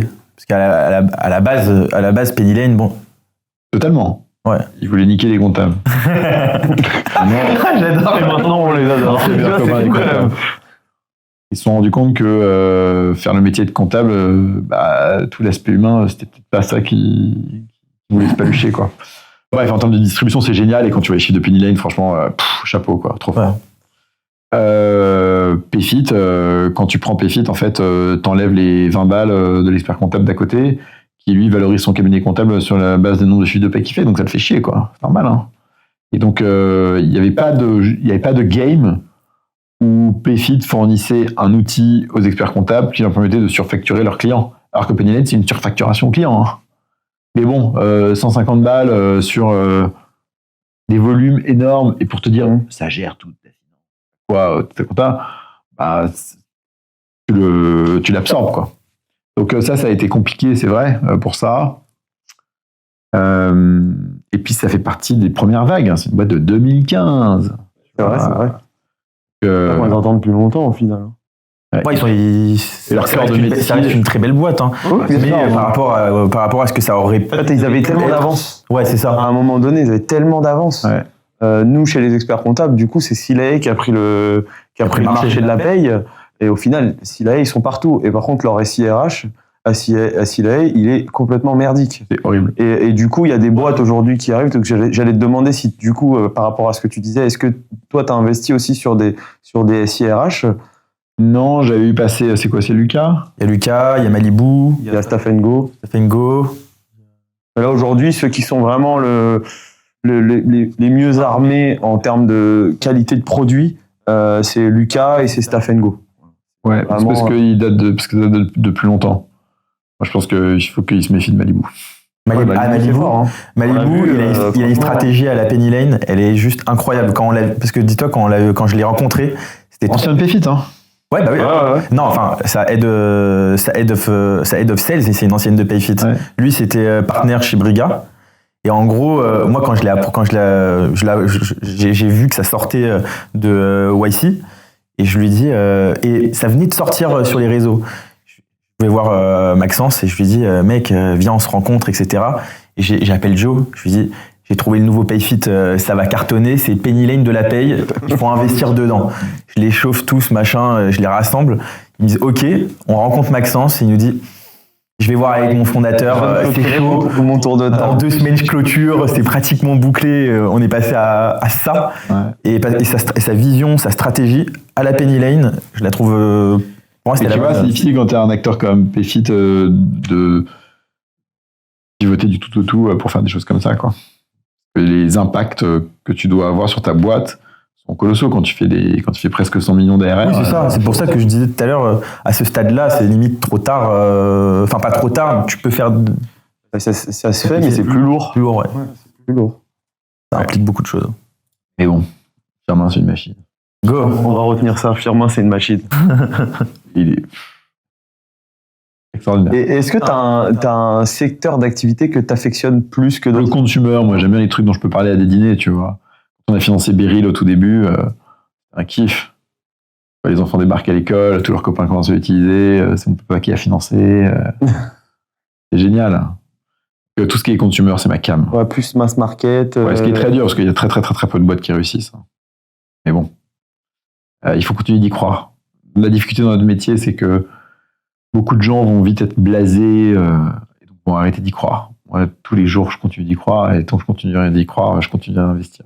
Et pourquoi tu dis beaucoup plus difficile? Est-ce que tu peux donner des raisons du coup du fait que ce soit plus dur, hein, le fait d'aller chercher? C'est quoi? C'est l'acquisition qui est plus compliquée? L'acquisition, la compétition, le fait que ton attention, moi en fait, quand je suis consumer, je me bats pour avoir ton attention. Entre TikTok, Insta, LinkedIn et je sais pas quoi, elle est ailleurs. Donc arriver à la capter, c'est hyper dur. Ça demande très très très fort. Et en fait, il y a beaucoup de boîtes consumer qui craquent quelque chose, tout d'un coup explosent et ils n'arrivent pas à maintenir ce niveau de traction ou cette réussite. Juste, tu peux rappeler, excuse-moi de te couper, consumer, toutes les boîtes sociales que vous utilisez, mais ça peut être à la fois du Uber, comme du Snapchat, de l'Instagram ou du Beryl, quoi. Ok. Et donc la prochaine boîte consumer qui va exploser en France, c'est pas une boîte qui va exister par accident, mais de manière hyper intentionnelle. Et c'est aussi pour ça que je parle beaucoup de Hamo et de leurs 2 produits, Tilt et Bump, parce que c'est des produits qui sont ingénérés pour rester dans ton téléphone, pour rester dans tes usages, et qui font que tu vas pas demain partir et utiliser une autre app, quoi. Et est-ce que tu as parce qu'il y a des tendances, hein, dans l'entrepreneuriat, parce que ça correspond aussi aux habitudes de vie des gens et puis aux évolutions technologiques, etc. Donc, est-ce que là, tu t'es dit, par exemple, sur les 5 prochaines années, il faut que j'arrive à trouver le projet IA, le projet... Non, je vais arrêter avec l'IA, j'en supplie. On est obligé. J'allais la poser, le secteur de l'IA. Non, mais on est obligé, parce qu'au final, c'est quelque chose de révolutionnaire et d'actualité. Donc, est-ce que toi, tu te fixes des objectifs comme ça? Jamais. Non, toi tu fais en fonction en fait de moi tu me parles, on va parler d'IA. Moi l'IA dans ma tête, je me suis fait un funnel, modèle fondationnel,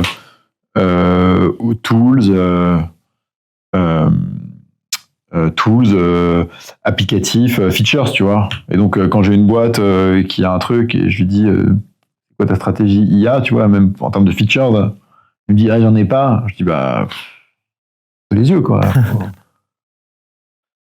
De toute manière, si t'es une boîte, t'as une stratégie IA. T'en as pas. Ce domaine, l'IA, est-ce que c'est quelque chose qui te passionne ou qui t'intéresse? Parce que ça va impacter, ça impacte grandement. Plus que l'Internet ou les blockchains ou les semi-conducteurs. Pour moi, c'est un changement de paradigme. On est dedans. Moi, je kiffe. All-in. Hein. Et je me suis jamais dit c'est fascinant ou je sais pas quoi. Tu vois, j'ai vu l'Internet, je me suis dit, ah, c'est génial. Tu vois la blockchain, tu dis, ah, c'est génial.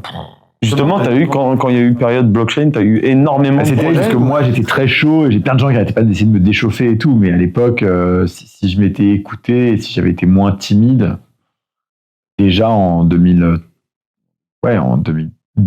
j'étais oui. Ouais, c'est très tôt. Bah ouais. J'ai commencé à miner du Bitcoin en 2013, tu vois. Ah ouais, pas mal. Donc je me suis pas accroché parce que j'avais plein de gens qui... Enfin, j'ai pas suivi mes convictions. C'est extraordinaire. Et l'IA, c'est pareil. Extraordinaire. Ah, c'est incroyable. Moi, je l'utilise H24. Je l'ai même mis. Tu vois, j'ai lu le livre d'Alexandre Laurent. ChatGPT va nous rendre immortels. J'ai dit à ma femme, je te prends. Elle est dentiste. Je lui ai mis ChatGPT. Là, on vient d'avoir un enfant, programme alimentaire, etc. Maintenant, il utilise ChatGPT H24 parce qu'elle a appelé le nutritionniste. Elle a appelé. Je lui ai fait un petit prompt, etc. Elle kiffe sa tête.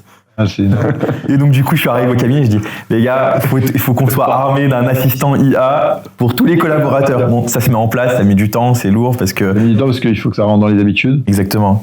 Et il faut qu'ils y voient les bénéfices, donc tu as besoin aussi de...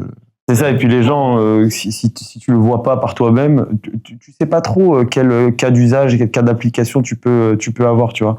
Nous là on a un séminaire, on tourne l'épisode dans 15 jours, on part à Ibiza. Avec tout le monde, et du coup un des objectifs ça va être justement de faire des cas d'usage en live pour montrer à tout le monde voilà ce qu'on est capable de faire avec l'IA pour que petit à petit ça commence à rentrer dans les têtes quoi. Ouais, je vois très bien. Là il y a le data scientist qui arrive au cabinet, il va faire aussi une petite presse des cas d'usage. C'est les sujets du moment quoi, c'est pour ça que essentiel. C'est pour ça que je te posais cette question. Ouais. Ton expert comptable il est tech ou... Ah ouais, grave. Ouais, grave. C'est quoi C'est Benjamin Larère de ACL. Ok. Et c'est un garçon que j'ai connu grâce à Antoine Martin et Alexis Bonillo de Zenly, qui est un de leurs potes, qui est hyper sympa, qui est hyper geekos, qui est hyper motivé, chaud aussi sur tout cet environnement startup et tout. Donc c'est hyper agréable d'avoir quelqu'un qui est à la page comme ça et tout. Et tu le sollicites ton expert comptable ou pas beaucoup. Pas trop.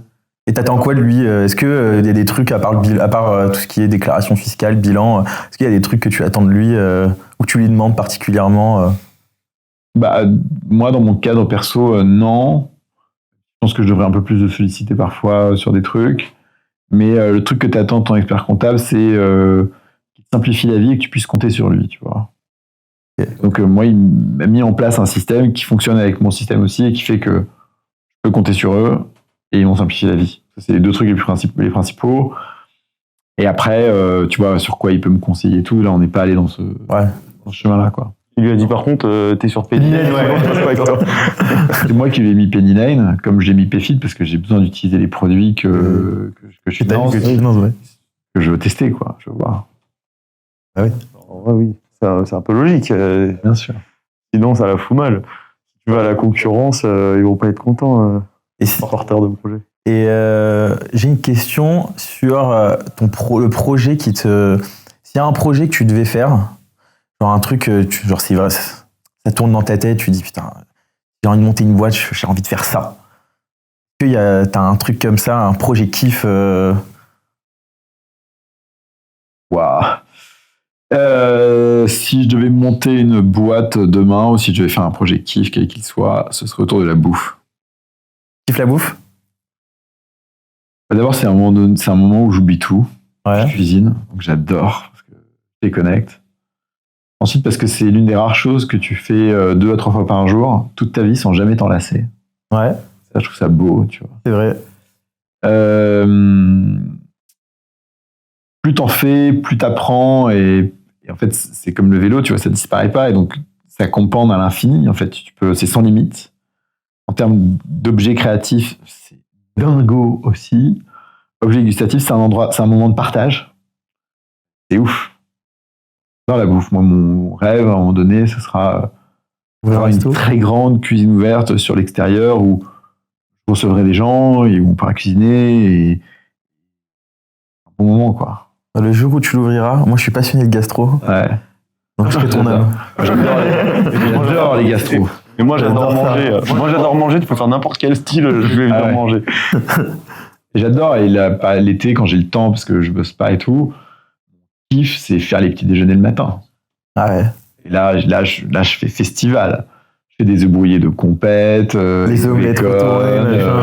Ah non, omelettes retournées, j'ai pas encore. Attends, ça demande du taf. Hein. Ah ouais. J'ai pas encore la technique. Ah, moi, c'est ce que je dis. Moi, je suis un bras cassé. Là, tu me demandes de faire 3 trucs comme ça là sur le grill, impossible. Par contre, j'ai des papilles. C'est quoi des papilles? Des papilles, pas un odorat, mais parce que je suis pas ouais, des papilles, mais hyper développées. Et ma femme, elle me fait tout goûter. Elle me dit, tiens, un test. Ah, j'adore. Arrête. Allô. Ah ouais. Mais tu sais, attends, je viens de perdre 3 kilos. Il a été un peu choix, sa femme elle était enceinte. Moi aussi, j'ai pris du poids quand elle était enceinte. C'est logique. Ouais. Ah oui, c'est sûr. Est-ce que tu pourrais nous faire, alors là c'est une question piège, hein, le top 3 des pires pitchs que tu as entendus? Tu crois que c'est possible ou pas? Parce que t'en as entendu des centaines et des centaines, mais je pense que t'en as vraiment où tu t'es dit, mais putain, les oublier, hein, mon Dieu. Franchement, c'est chaud. Les pires pitchs. Les pires. Oh, non. Alors attends, on va la faciliter. Genre un pitch, il a commencé, au bout de 5 minutes, tu l'as dit, je suis désolé, ça va pas être possible. Non, tu le laisses. Non, tu laisses au bout quand même. Ils n'ont tout le temps, moi. Je sais plus. C'était déjà arrivé d'arrêter un pitch en plein en live, genre, et tu dis non mais compliqué quoi. Je le raccourcis. Et d'ailleurs, je ne l'ai jamais entrepreneur pitché. Moi qui pose des questions. Moi, je fais c'est bien ça. Mais le mec, il débarque. C'est pas son job de pitcher. Son job, c'est d'entreprendre. Ouais. Si toi, en tant qu'investisseur qui voit des pitchs toute la journée, tu le mets pas à l'aise, tu fais pas le taf pour le mettre dans les meilleures conditions de faire un pitch, franchement, à quoi tu sers, quoi. Ouais. C'est toi le chef d'orchestre. Il me dit, je sors mon deck. Non, tu sors pas ton deck. Moi, je préfère cette méthode. Genre, quand je pitchais, je préférais les questions que, genre, vraiment, pitch tu vois, j'ai fait le pitch 1 minute 30, j'ai fait le pitch 1 minute 30 avec, sur BFM avec, comment il s'appelle, Blablacar, Mazella. Ouais, excusez, désolé. Ce pitch 1 minute 30, ça me saoulait, parce qu'il faut adapter ton pitch 1 minute 35 minutes, 8 minutes. Hyper dur. Relou. Non, là, ce que je fais, c'est que je commence par des questions dont je sais qu'ils ont les réponses, et ensuite je monte en degré de complexité. Ok. C'est pas un deal pour moi. La réponse, c'est que... Ouais, c'est pas un deal pour moi, en fait. Du coup, on limite les questions et puis on accourte. Hein. Attends, Jean, il est 16h02. T'as ton avion pour New York? Non, il est 15h30. 15h30, il est pas à l'heure son truc. Il est pas à l'heure. C'est En fait, parce qu'il n'est pas connecté à Internet. C'est bon. Le boom de l'Internet. Ah ouais. Moi, il est 15h30. Non, tout va bien. Non, je vais avoir mon vol, hein, t'inquiète. Heureusement, parce que je pensais à toi quand même. Non, t'inquiète, tranquille. Mais du coup, est-ce que tu peux nous donner, là, comme ça, top 5, les 5 clés pour réussir un pitch? Ah, j'aime bien cette question. Voilà, 5 clés. 5 clés pour réussir un pitch. Bon, déjà, il y a une règle, c'est le 1-5-10. Un pitch est 15 minutes. 1 minute pour faire une bonne première impression. T'arrives en date, la personne elle te plaît ou elle te plaît pas, hein, faut que tu crantes, hein, t'as 1 minute.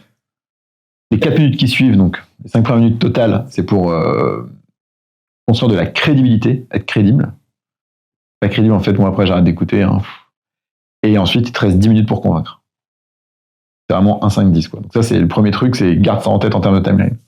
Après, ce qu'on demande d'un entrepreneur, c'est de l'intelligibilité. L'intelligibilité, c'est très compliqué, c'est ta capacité à dire les choses dans leur entièreté, en peu de temps, de manière claire, quoi, concise, donc c'est technique. Le deuxième truc, c'est la secret sauce. Il faut que tu me donnes un élément sur ton pitch. Quand tu vas en parler, j'ai trouvé ça brillant et évident à la fois, quoi. Ce truc-là, moi, je dis un bon pitch, c'est quand l'évidence rencontre le génie. Vraiment. Donc voilà. Donc intelligibilité. Quand l'évidence rencontre le génie. 3, démo. Montre-moi un truc. Me parler, c'est bien. Me montrer, c'est mieux, quoi. Tu vois, show don't tell si tu peux. Un Figma, quelque chose, n'importe quoi, je sais pas. Mais tu veux voir quelque chose. Montre-moi un truc, quoi. C'est sympa. Moi, quand Jade, elle me pitchait Ephéméra, sa chaîne de restaurant, elle m'a montré les photos de ses kebabs gourmands qu'elle avait vendus sur Uber Eats la semaine d'avant. Et Nom Nom Nao, la boîte de bouffe pour chien qu'on a vendue à 20 fois la mise. T'avais envie de bouffer ce qui t'ont. Exactement. Non, je vois le pitch. Si, parce que le mec, il est là, il m'envoie le pitch. C'est un garçon, Brett, qui m'envoie le pitch. Et donc, je vois le pitch. Et sur la slide, je sais plus, 12 ou 13, il y a la photo de la bouffe pour chien. Putain, ça a l'air hyper appétissant, quoi. Les mecs qui se butent à faire une bouffe de cette qualité pour des chiens, ils vont faire un truc, c'est pas possible. Et du coup, j'ai jumpé sur le call et 5 minutes après, on lui faisait un chèque. Ah donc, là, j'en ai donné 3. 4, je pense qu'un truc que les gens maîtrisent mal, c'est les chiffres. Et donc, quels que soient les chiffres que tu partages, il faut que je sente que tu aies une maîtrise vraiment totale et que ce soit relevant, ce que tu me partages. Et dernière chose, la clairvoyance. On a fait des erreurs, on a appris. Quand tu me parles de ta vie entrepreneuriale, j'ai l'impression que tu vas dans le bon sens, quoi. Et ça, c'est ta capacité à regarder le passé et à en tirer les bonnes leçons pour le futur. D'accord. Ça te convient, le petit top 5, là ? Ouais, j'aime bien. Là, c'est bon. Là, ça fait un beau... T'es prêt pour... Ça fait un beau short, ça. Et t'as levé la levée de fonds la plus... Waouh, genre qui t'a fait le plus vibrer. Est-ce que bon, tu n'en as à voir quelques. Non, il y en a une qui m'a fait vibrer de ouf. C'était Zenly en juin 2016. Quand j'arrive en 2015 pour bosser avec Xavier en septembre, je parle à Xavier donc de Zenly, donc d'Alexis et Antoine. Je leur dis, j'ai rencontré 2 mecs, ils sont incroyables. Ils font cette boîte, voilà, pour géolocaliser tes amis, c'est ouf. Il faudrait qu'on mette un peu plus que 150 000 euros. Il me dit, mais ils lèvent combien ? Je dis, je sais pas, ils vont lever 5-6 millions. Je dis, mais tu veux faire quoi ? Tu veux collider ? Tu veux mettre la moitié ? Moi, je suis arrivé il y a 15 jours. Hein. Je dis, je sais pas, peut-être qu'il faut que tu les rencontres d'abord. Je dis, mais tu m'as dit qu'ils étaient super. Je dis, oui, ils sont super, mais je sais pas, genre, tu veux pas les voir ? Il me répond, mais moi, je fais confiance. Et ok, bon, du coup... du coup, sur les 6 millions, on peut mettre 2. Il me dit, tu peux mettre 3 si tu veux. On a mis 3 ce jour-là. À la fin, on a récupéré, avec les impôts un peu moins, mais on était quasiment à 10 fois la mise. Incroyable. Moins de 2 ans, donc on s'est fait tabasser sur la plus-value de détention. Mais l'année d'après, 9 mois après, en juin, ils ont un investisseur qui s'appelle Peter Fenton, investisseur de Benchmark, un des fonds les plus iconiques de la Silicon Valley. Chacun des partenaires chez Benchmark, juste avec leur caride, c'était la performance du fonds, est devenu milliardaire. Tu vois, ça en dit long sur le truc. Uber, je crois que le fonds faisait 400 millions, rien qu'Uber leur a rendu 8 milliards, je crois. Énorme. Bref. Incroyable. Ils avaient fait WeWork et ils sont sortis de WeWork avant que ça parte en couille. Hein. Ah ouais, les génies. Les mecs sont bons. Bref. Et je me rappellerai toujours parce que Peter est à Paris, rencontre Antoine et Alexis, et puis en fait il est chaud et il veut les voir avec ses autres partenaires à San Francisco la semaine d'après. Et Antoine et Alexis vont à San Francisco et avant passent par Aspen voir un autre investisseur, Jerry, qui pendant le dîner leur sort un chèque de $2 millions en leur disant quand vous irez voir Benchmark, posez-leur ça sur la table. C'est vraiment un truc à la moi, je veux ma place. J'adore. Les mecs débarquent chez Benchmark, font le partners meeting et à la fin sortent le chèque et nous disent by the way, Jerry nous a demandé de vous donner ça, c'est son commitment pour le tour, quoi. Et moi je dormais, c'était les US, je savais qu'ils avaient fait le partners meeting, mais après je dormais, le matin je me réveille et je vois le texto d'Alexis et d'Antoine il y a un texto où ils mettent, en gros, ils avaient à peu près 20 millions d'euros sur 100 millions de valo, quoi. Donc il y avait, donc le texto c'était benchmark, espace, go, espace, 20 millions, espace, 80 millions pré-monnaie ou un truc comme ça. Waouh! Et pour moi, ça faisait moins d'un an qu'on bossait avec Xavier, et tout d'un coup, c'est des trucs incroyables, quoi. Dingue. Ouais, ça a une saveur particulière, parce qu'en plus, c'est le début. Bah ouais, c'est forcément. C'est le début, c'est du consumer, c'est benchmark, c'est tout ça, c'est plein de. C'est vrai, c'est. Ah, c'est ouf. Et je ne dis pas que t'es vieux, mais si on parle à Jean Jeune. Ouais. Jean Jeune. Si on parle à Jean Jeune, enfin, si toi tu parles à Jean étant plus jeune, combien tu investirais sur le Jean de la Roche-Brochard à 20 ans? Pas beaucoup. Pas beaucoup? Ah ouais? Non, parce qu'il y a eu beaucoup d'incertitudes. Un garçon qui sait pas ce qu'il veut faire, qui visiblement est pas trop con, mais ne se donne pas les moyens. Peut parfois, tu vas pas être réactif ou faire les choses quand on a besoin, ou je sais pas quoi. Enfin, ouais. Que tu reproches en fait, ce qui est du red flag pour des porteurs de projets que tu as aujourd'hui. Toi, tu avais pas mal de traits de ce caractère-là. Je me rappellerai toujours, et je sais pas pourquoi, c'est un événement qui est un peu brouillon dans ma tête, mais il y avait ce couple de Français qui avait un très très très très bel appart dans le 7e rue de l'Université. Je sais plus à quelle occasion on s'était connus. Et la mère de famille voulait beaucoup m'aider. Donc elle voulait me présenter à des gens dans des masters, à Dauphine, HEC et tout. Et en fait, elle voulait m'aider. Et en fait, a posteriori, je me dis aujourd'hui, putain, genre, en fait, elle m'avait donné la main et j'ai pas su la saisir, quoi. J'ai pas compris la chance que j'avais. Quelqu'un de ce calibre-là s'intéresse à moi et m'offre l'opportunité de faire quelque chose, quoi. Et en fait, ouais, je pense que j'avais pas grande conscience de ce qu'il fallait faire, de ce qui était bien, Mais t'étais pas hyper ambitieux à ce moment-là? T'avais pas d'exigence, pas. Moi, je me souviens, à 20 ans, je me disais, vas-y, j'ai envie de tout exploser, tu vois. Est-ce que t'étais dans cette dynamique-là ou pas du tout? Non, mais c'est toujours pas le cas, hein. En fait, je suis pas attiré par l'argent, quoi. Mon ambition, elle est pas tout exploser. Je parlais pas financièrement. Ouais, mais je parlais vraiment dans ce côté épanouissement, s'accomplir, voilà, tu vois, ça différent professionnellement, tu vois. Moi, mon enjeu, c'était un enjeu d'accomplissement, c'était pas un enjeu d'ambition. Je me suis toujours dit que l'ambition se nourrirait de mon accomplissement, que l'ambition, c'était plus une résultante que quelque chose que je cherchais à poursuivre. Parce que de toute manière, quand je fais les choses, je pas les faire à moitié, quoi. Mais à l'époque, ouais, tu vois, je faisais des locations sous location de Airbnb, je faisais un peu à l'arrache, je faisais des sites internet pour des copains, je faisais un peu à l'arrache, je faisais des campagnes AdWords, je faisais un peu à l'arrache, je faisais un peu de défiscalisation à l'arrache. C'était un peu le gars de la débrouille. Ouais. Et pourtant, le samedi, j'allais bosser à la Société Générale de la Sorbonne au guichet toute la journée du samedi.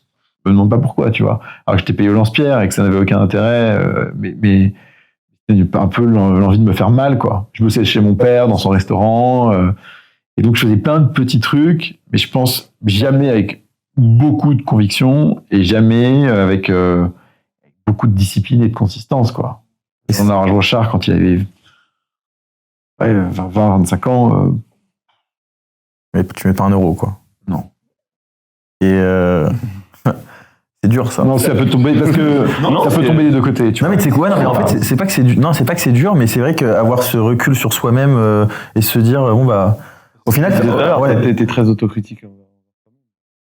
Et le chemin accompli est incroyable. Du coup, au final, est incroyable. Tu as fait un peu de coaching ou de psychanalyse ou d'accompagnement, de développement personnel, etc. pour avoir ce recul ou... Non, je l'avais avant. En fait, c'est un sujet, justement, je me demande si c'est utile ou pas utile. La question, c'est qu'est-ce qui trigger le fait que tu te remettes en question Moi, je sais pas ce qui a trigger ça, mais je pense que j'ai toujours été très critique. Et en fait, c'est lié à ce côté introverti où tu as peur de déranger les gens. Et donc, toujours des questions sur qu'est-ce que tu fais là, est-ce que tu fais bien, est-ce que tu fais pas bien. Genre, tu vas t'es stressé par l'image que tu renvoies. Et le truc, c'est quand j'ai rejoint Xavier, comme c'était un job dont j'avais rêvé 2 ans avant, et que je pensais jamais avoir de toute ma vie, enfin, je veux dire, tout d'un coup, mon plus grand rêve était devenu réalité d'un point de vue professionnel. Et là, j'ai été beaucoup, beaucoup, beaucoup sollicité. Comme j'ai une grosse défiance à l'autorité, en fait, cette défiance à l'autorité fait que je me suis beaucoup plus organisé, j'ai pris beaucoup plus de recul, j'y ai mis toute la bonne énergie qu'il fallait pour réussir, quoi. Parce qu'au final, t'es une personnalité, de ce que je comprends, t'es insalariable. Ça, c'est sûr, ça. T'es insalariable. Ah, ouais. Mais je vais te dire un truc. Enfin, ma critique d'aujourd'hui, je pense que j'aurais pu faire beaucoup, beaucoup mieux ces 10 dernières années que ce que j'ai fait. Ah ouais? Et que... Qu'est-ce que t'aurais fait? Je devrais pas le dire comme ça, mais c'est vrai. Je pense que j'ai quelques facilités sur lesquelles je m'appuie un peu trop. Mais en même temps, je suis comme ça. Ça changera pas. C'est naturel. Puis j'optimise pour le bonheur. J'optimise pas pour... Oui, quand je fais une compète, j'ai envie de gagner. Oui, quand je fais les choses, j'y vais à fond et tout. Mais j'optimise pour le bien-être, quoi. Ou... ouais. J'ai des résistances. Tu vois, je suis un peu bordélique. Il y a plein de choses que je voudrais faire que je fais pas. Enfin... Et ça te frustre pas? Parce que moi, c'est un truc vraiment... Il y a plein de trucs, tu vois, sur lesquels je me reconnais. Mais genre, moi, c'est des trucs qui me frustrent. C'est ne pas pouvoir... Genre, j'ai tellement de choses dans la tête. J'ai envie de... À quel âge? J'ai 29. C'est pour ça. Ah non, pendant 10 ans, mon vieux. T'inquiète. Ça sera mieux, du coup. Ça sera mieux organisé.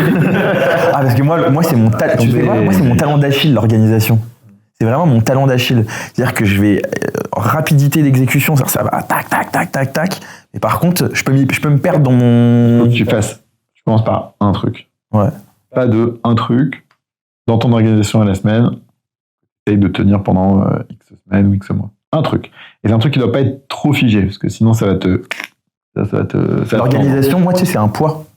C'est lourd, genre c'est stress, quoi. C'est lourd à mettre en place. T'as lu Human Machine? Bah justement, j'allais faire la blague. En vrai, je dois faire Human Machine, je dois lire Human Machine. Ouais. Tente, tu verras. Go. Faut en avoir au bureau.